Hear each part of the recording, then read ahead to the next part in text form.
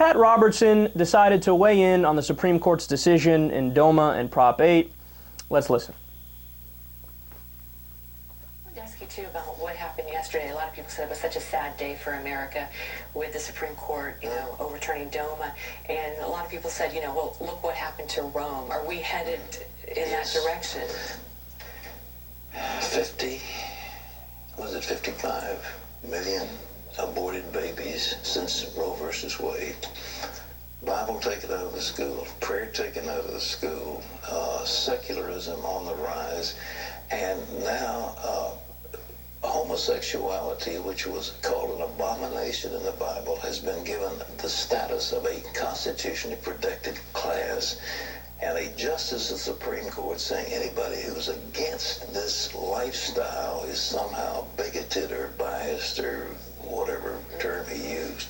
But the defenders of traditional lifestyle and biblical values are going to be marginalized very quickly. They are already, and looked upon as bigots, and Yeah, well, the debate continues. Well, it's going to be, unfortunately, on this one, it's been cast as a civil rights struggle, and it's no longer a moral issue, it's civil rights. And once you say civil rights, then you look back to Martin Luther King and others, and you say, well, we've got to stand for the oppressed. Well, that's what's happening. So, ladies and gentlemen, your liberties are in danger because read the Bible about Sodom and Gomorrah. That's where the term comes from, sodomy. Look what happened to Sodom. After a while, there wasn't any other way, and God did something pretty drastic. Sodom and Gomorrah is fake. It didn't happen. It's mythology. These guys are incredible. They believe that just like they believe the Noah's Ark story literally happened. How is one guy going to get two of every animal on a boat? The polar bears are going to survive in the same climate as the lions who roam the African tundra?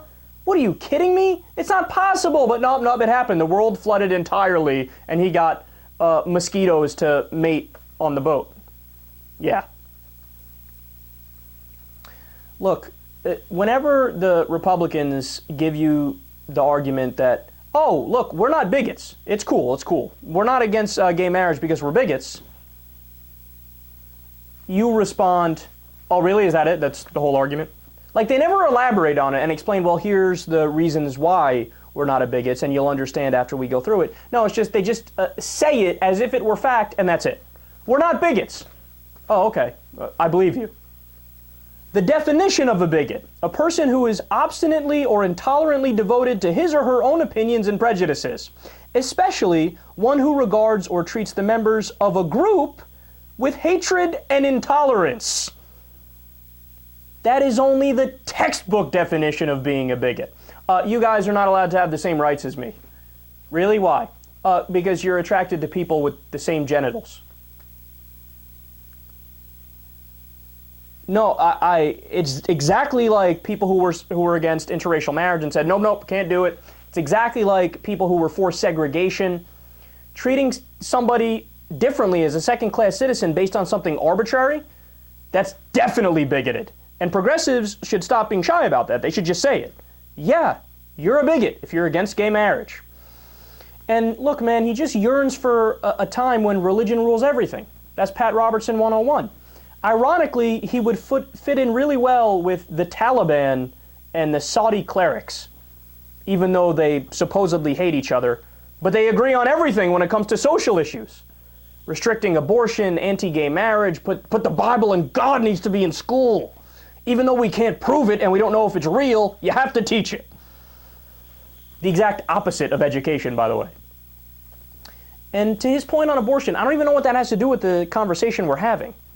But 88% of all abortions occur before 12 weeks in the United States. So you know what that means?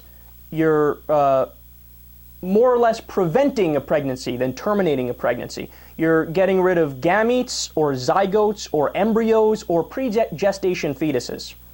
I'm with you after the nervous system is created and it's a life form that can feel pain. I'm with you. And it's still not even technically a human at that point, but I'm with you. Then you can limit it and have rare, exceptions for life of the mother, a fatal fetal defect, rape, and incest. But if you want to stop, The second somebody's done having sex, you can't take the morning after pill. Nope, that's 3 people. That person, thing in your womb has the right to bear arms too. Yeah, there's a person. Then you're just silly and you're making things up. You can't compare it to genocide. It's just a completely outlandish and offensive comparison. Pat Robertson, no surprise, massively moronic response to the Supreme Court decisions.